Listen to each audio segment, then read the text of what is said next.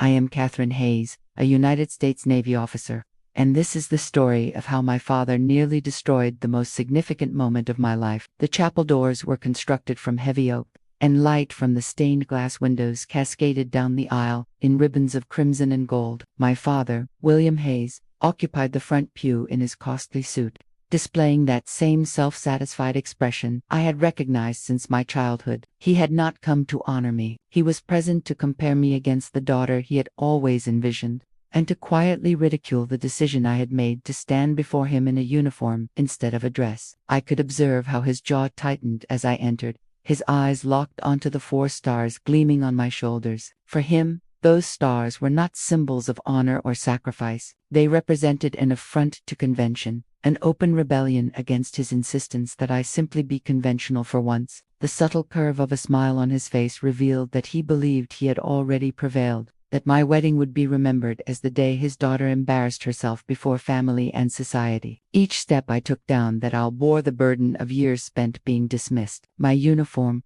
pressed to absolute perfection, stood in stark contrast to the judgment in his gaze. I experienced the sting of his disapproval the way I had experienced it throughout my life, a silent poison designed to diminish me, yet beneath the surface lived a steady strength. I was no longer the girl he had ignored at family gatherings. I was an officer who had made critical decisions in silence and held lives in her hands. The organ music rose, and the atmosphere in the chapel grew motionless. The guests shifted in their seats, uncertain how to interpret the scene unfolding. My father's smirk deepened as if he believed this was his ultimate confirmation that I would never belong in his world. What he did not realize was that the room he occupied was about to be transformed, and the meaning of respect was about to be redefined. The words that would shatter his certainty were already approaching, waiting just beyond the silence. Admiral on deck. Several hours before the ceremony, I sat alone in the bridal suite, staring at the white uniform arranged before me. It was the uniform I had earned through years of service and sacrifice. Yet in that moment, it felt heavier than any combat gear I had ever worn. My phone vibrated on the table, and when I lifted it, the screen illuminated with a message from my father. His words were harsh and frigid. "Do not humiliate us by wearing that ridiculous costume." He made no attempt to conceal his contempt.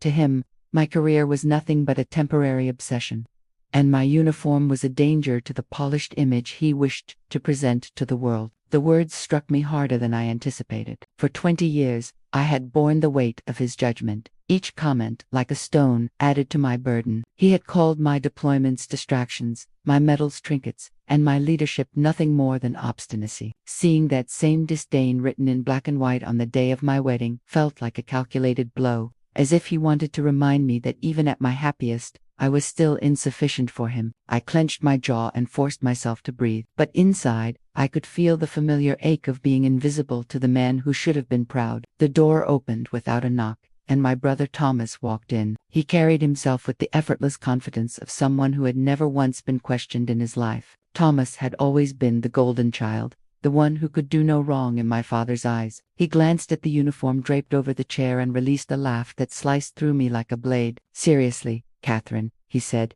"Dad is going to have a stroke. Can you not just be conventional for one day?" To him, my uniform was a joke, a Halloween costume I had chosen to display. He did not see the lives it represented, or the burden it carried. He only saw an opportunity to remind me of my place. I watched him smirk, as if he had just delivered some clever punchline, and I felt the old mixture of anger and sadness rise inside me. Thomas had never stood in a desert, awaiting orders that might alter the course of a mission. He had never spent nights wondering if the people under his command would make it home. Yet he spoke with the arrogance of someone who believed that his corner office and his financial success made him more valuable than me. In his eyes, I was playing soldier while he was building a real life, and my parents, blinded by their pride in him, had allowed that narrative to define our family for years. As he leaned against the doorway, I remembered every holiday dinner where his stories drowned out my own. I remembered the vacations he was gifted, the investments my parents made for him, while I was told to be grateful for scraps of attention. His laugh in that moment was not just about my uniform. It was about a lifetime of dismissal, a lifetime of being told that my choices were wrong,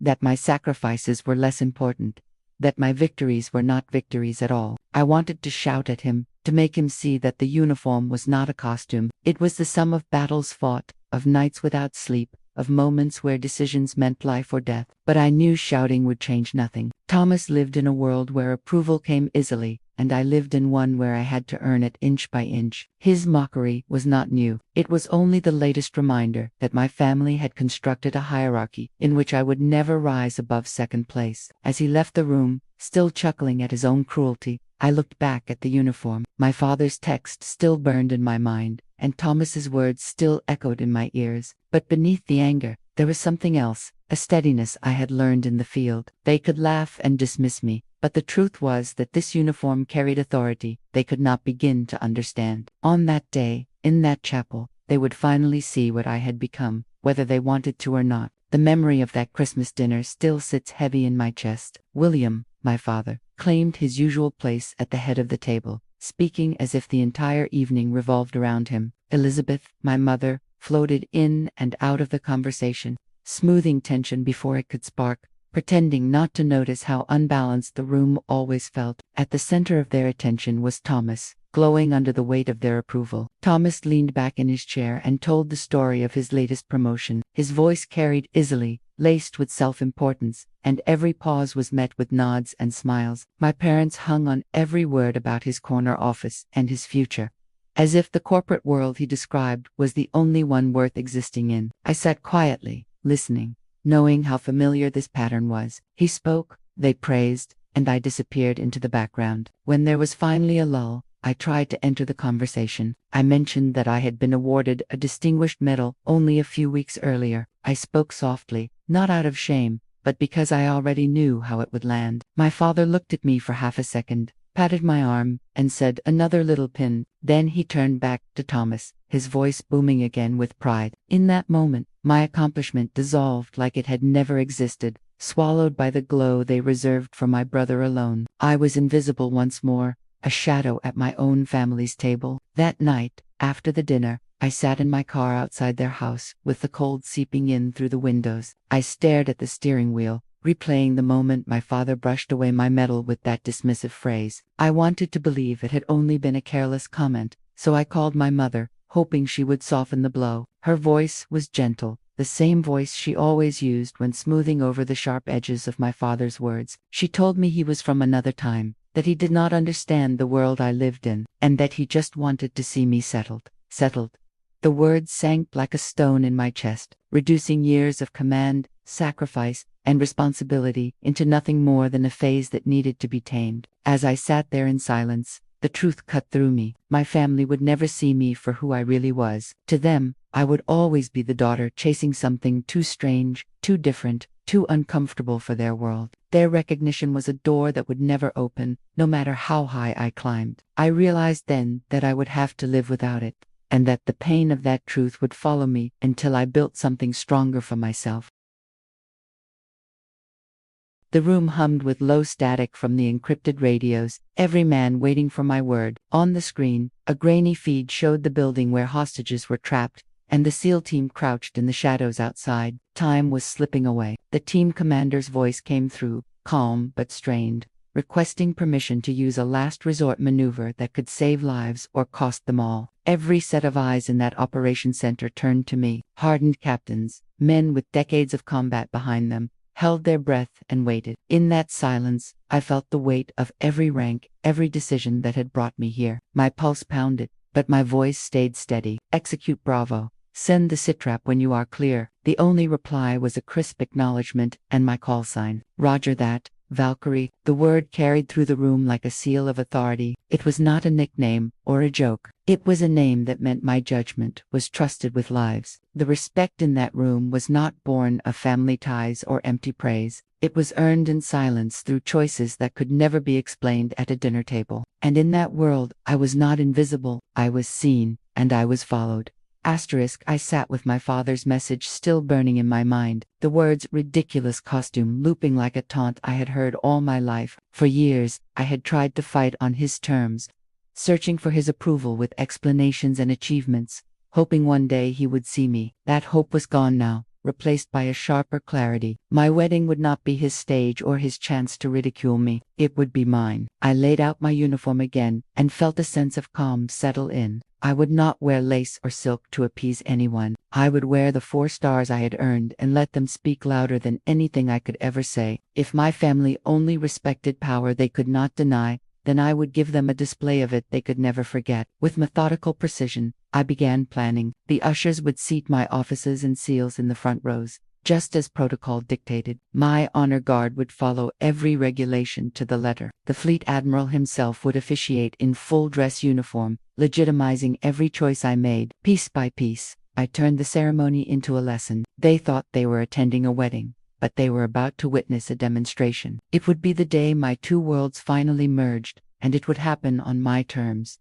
The chapel was filled with the soft echo of the organ, each note stretching the air thin with anticipation. Then came the sound of boots striking stone, sharp and deliberate. 2 seals entered from the side doors, their uniforms immaculate, their steps perfectly synchronized. They marched with precision to the front and took their places like statues, standing guard over the space that was about to become mine. The guests shifted uneasily in their seats. Their tailored suits and sparkling jewelry looked out of place against the sea of white and gold that filled the pews. Rows of military uniforms sat in quiet discipline, shoulders squared, eyes forward. Whispers rippled through the civilians, their voices low and uncertain, as if they had stumbled into a ceremony they did not fully understand.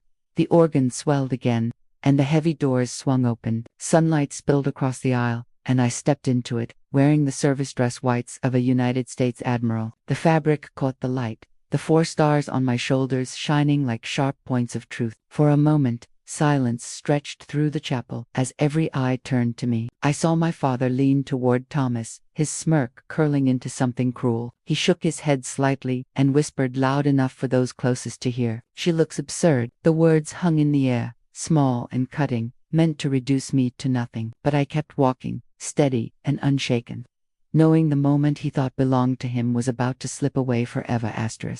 The silence in the chapel was broken by a single command, a voice so sharp it cracked against the stone walls. "Admiral on deck." The words echoed with authority, and in the same breath, 150 seals and officers rose to their feet. The movement was thunderous, a single wave of discipline and respect that rolled through the pews like a storm. The sound of hundreds of hands snapping into salute filled the air, a crisp and undeniable acknowledgement of who I was. Civilians gasped, their whispers silenced in an instant. Senators, captains, and commanders stood shoulder to shoulder, eyes fixed on me with the kind of reverence my own family had never given. It was not applause, it was recognition, earned and unshakable. I looked past the sea of salutes to the front pew where my family sat frozen. My mother's hand covered her mouth, her face pale with shock. Thomas's jaw hung open, his arrogance swallowed by confusion. But it was my father's expression that held me still. The smugness melted away, replaced first by disbelief, then anger, and finally a hollow fear as the truth settled in. This was not a costume. This was not a phase. The 4 stars on my shoulders carried more weight than all his wealth and posturing ever could. For the first time, my father saw me as I truly was, and it stripped him bare. He sat pale and trembling, a man undone by the simple fact that his daughter commanded the respect of warriors he could never hope to understand. The reception hall glowed with soft light reflecting off portraits of admirals and glass cases filled with history. Laughter and conversation flowed easily as senators, officers, and seals surrounded me. They spoke of leadership, sacrifice, and missions carried out in silence. And for the first time in years, I felt completely seen. Every handshake and every word of respect reminded me that this was my world, one I had built through service and responsibility. Across the room, my family huddled together in a corner. Their expensive suits and polished smiles looked strangely hollow under the weight of uniforms and medals that carried real meaning. No one approached them, not out of cruelty, but because they simply did not belong. They were ghosts, in a place alive with honor and camaraderie. I caught sight of Thomas staring down at the floor, the usual spark of superiority gone from his eyes. My mother stood stiff, clutching her glass, searching for words that would not come. And my father, once so loud and certain, looked small, diminished by a truth he could not bend to his will. They had no audience here, no control, no authority. As the evening carried on, they slipped quietly out a side door. No goodbyes, no congratulations, just silence as they faded into the background. I did not follow, and I did not ache for them to stay. Their absence did not leave a void. It was a quiet confirmation that blood may bind, but respect is what endures. Years later, I stood in my office overlooking Washington. The city stretched out beneath me like a reminder of the path I had taken. My career had carried me further than I once believed possible, and with each step I earned not just responsibility, but the quiet respect of those who understood the weight of command. At home, life was steadier, with Marcus, my husband and fellow officer, who carried his own burdens and never needed me to explain mine. We did not measure love with empty praise or conditional approval. Our foundation was built on mutual understanding, forged in the same fires of service and sacrifice. When I thought about family now, I no longer thought of blood ties or the hollow expectations that once defined me. My true family was the circle of people who stood with me because they chose to, not because they had to. It was a family built on respect, trust, and the kind of love that endures when everything else falls away. Legacy is not what someone hands down to you. It is what you fight for, what you sacrifice for, and what you earn when others stand and recognize your worth. I learned that family is not defined by blood, but by the people who choose to respect and walk beside you. If you have ever built your own family out of loyalty, respect,